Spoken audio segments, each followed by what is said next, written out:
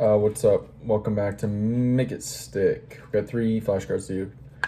In one sentence, what is the main point of Chapter 1, Learning is Misunderstood? People often misunderstand learning.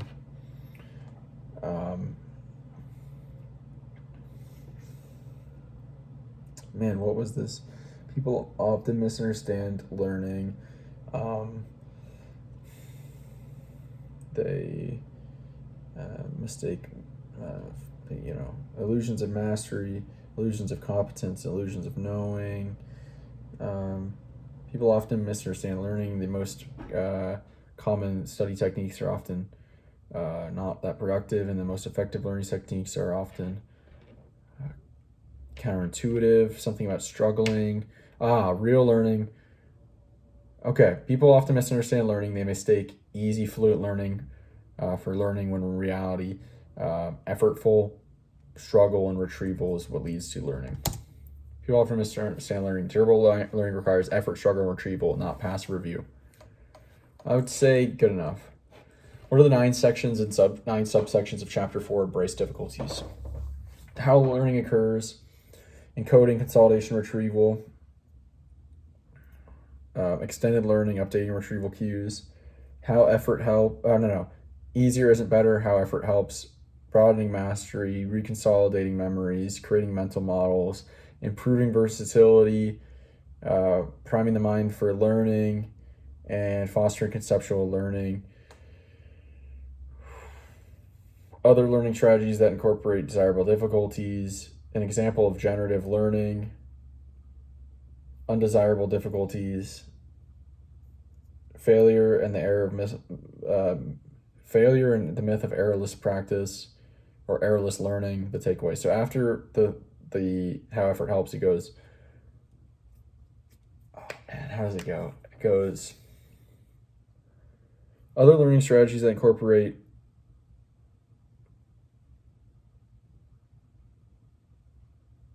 desirable difficulties, and failure and the myth of errorless learning, an example of generative learning, undesirable difficulties, the takeaway. Boom. And we nailed it. Let's go. What are the 8 sections of Chapter 3 Mix Up Your Practice? The 8 sections of Chapter 3 Mix Up Your Practice. The myth of mass practice, space practice, interleaved practice, varied practice,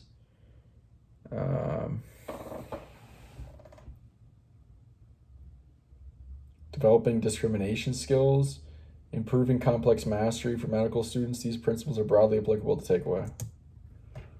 Nailed it. All right, that's it for flashcards. What did we learn about yesterday then to Make It Stick? What did we learn about? All right, let's think, everybody. What did we learn about?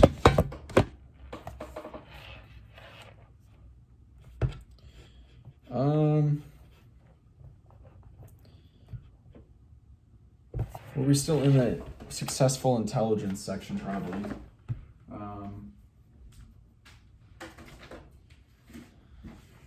Probably still in the successful intelligence section. What would we likely have read about in the successful intelligence section? Well, okay, got it. We're back. We're back online. So Gardner's 8 intelligences, right? Unfortunately, they're not supported by empirical evidence. There's not much science backing it. But, however,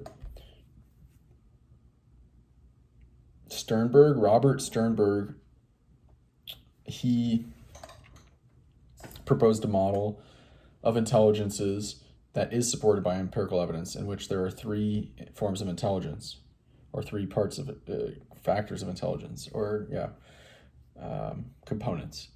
We've got analytical, we've got practical, and we've got creative. Okay? Analytical is really like the formal logic and reasoning. It's like what you'd see on an academic setting or school or standardized testing.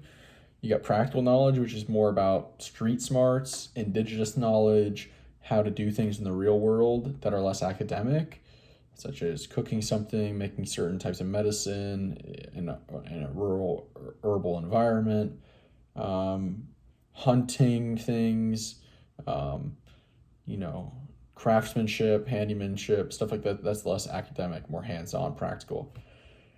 And then creativity or creative intelligence, which is taking the ability to take information you know and have learned and apply it in unique and new situations creatively, or in unique and new situations. All right. So Sternberg's Kenya study showed that, okay, what do they find? So the students in Kenya, rural Kenya, the students who had this indigenous knowledge, cultural knowledge of how to use these specific local herbs to make specific medicines, this leads to a better survival rate and more adapted to the environment. Okay. However, the students who performed best on this indigenous knowledge or knew the most about this indigenous knowledge, they performed worse on the worst on the academic tests. In fact, they scored so lowly they were considered stupid according to traditional means on this analytical academic test. Now, what does this tell us? Well, standardized tests and academic tests, they fail to capture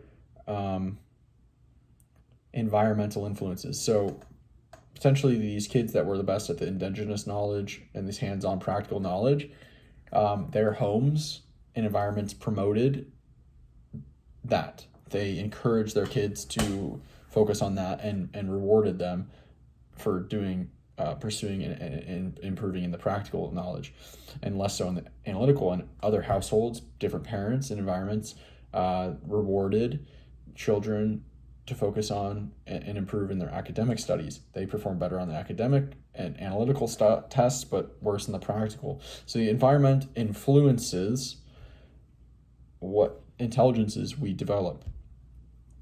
Okay. Second of all, analytic or these standardized tests, intelligence tests, fail to capture potential to develop.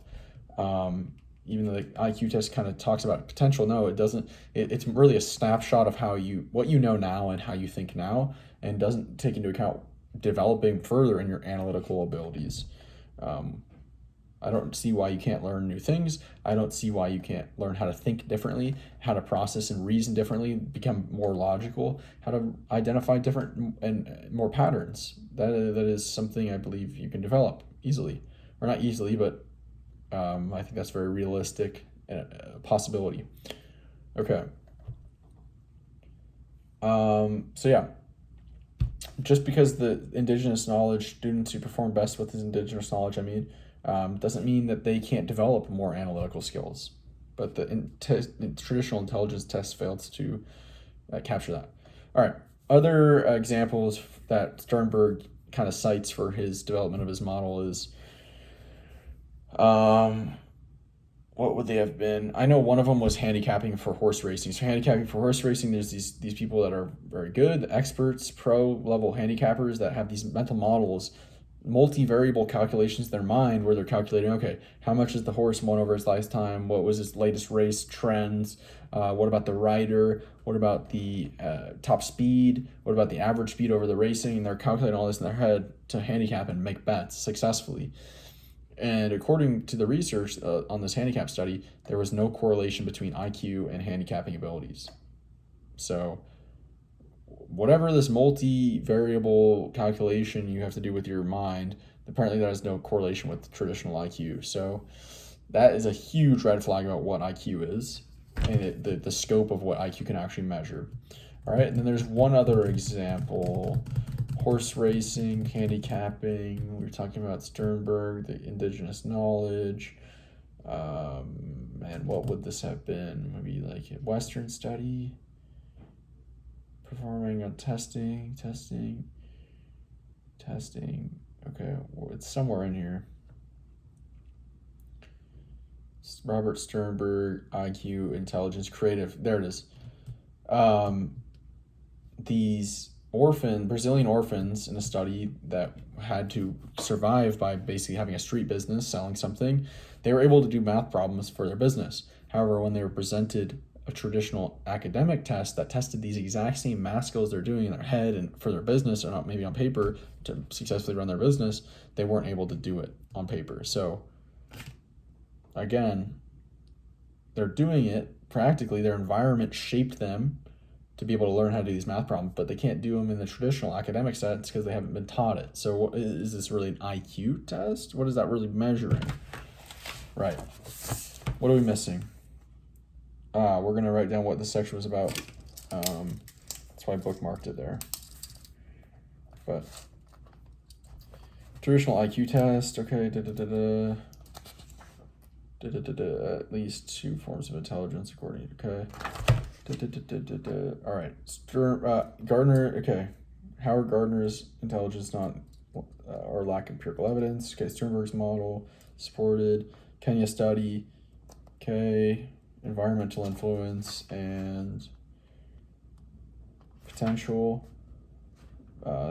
Sternberg, Brazilian orphans. Okay, creative intelligence. Right, you got everything. So what was this section about? What is intelligence? What is intelligence? The lack of scope of IQ and Sternberg's model of intelligence. Cool. So now what we're going to do is we're going to start the next section, which is dynamic testing, and then I'll be back to recall in a bit. All right, guys, wrapping up for today. We started and finished the section on dynamic testing. Dynamic testing is this testing that opposes static testing. It's a different approach to testing and intelligence testing and learning abilities testing. It was developed by Sternberg and someone else, Gringenko or something along those lines. Didn't think it was that important to remember the name. So dynamic testing, what is it? Essentially, you take a test, you identify your weaknesses from the test, you further develop these weaknesses through learning and testing, or training, and then you take another test and see if you improved or how much you improved, what worked, what didn't work. And this actually is better for a lot of reasons. First of all, it focuses on getting better and improving, and it doesn't just capture a static image. It actually shows, okay, you were bad at this, you took time to learn, and now where are you at? That's a much better teller of potential and learning potential than just a static test that you just like, oh, I do or don't know it, right? So static traditional testing is much more focused on fixed abilities, things you can't change, achievements, and dynamic testing is much more focused on growth, improvement, finding your weaknesses, improving your weaknesses, and it differs from these aptitude and learning style examinations in that it's focused on improving weaknesses rather than sticking to your strengths. And this all comes from a big idea of Sternberg, in which we are continuously and always getting better and learning and developing competence through our experience. So maybe learning ability is really about how much do you gain from experience? How much better do you get from the same experience? 2 people. So the author still mentioned that there might be an upper limit, or there's potentially an upper limit for someone's abilities cognitively or just in general, but that dynamic testing can get closer to reaching and fulfilling our potential. I disagree. I think that no one has ever come close to maxing out or reaching their potential in anything. That's just a personal belief of mine. I like it. I really like this idea of dynamic testing. Learning to walk is an example of dynamic testing. You try, you fail, you try to get better, and you try again. Really, a lot of things are that you end up learning well. So taking that same thing to intelligence and learning testing, learning ability testing. Okay, and then so overall, that section was really just about what dynamic testing is. Then we started the next section. This is structure building. So structure building, we've already talked about earlier in this chapter. We've already encountered. Structure building is taking experience and learning resources and extracting the main important points and developing a mental model from those points. People that are high structure building learners, they learn better than those who are low structure building, because the low structure building, they end up holding on to too much information, too much irrelevant information to actually make it into a usable, workable model.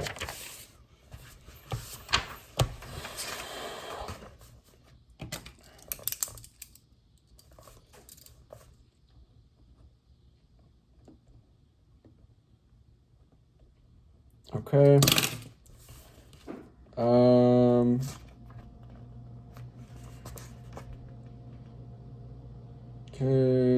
Okay, good focus, improving, yep. Sternberg continues to develop, okay. Yep, that's everything. We're now on to page 153, so 100 pages away from finishing Make It Stick. What a journey this has been, and in some ways we're just getting started. So that's it for today. Talk to you later. See ya.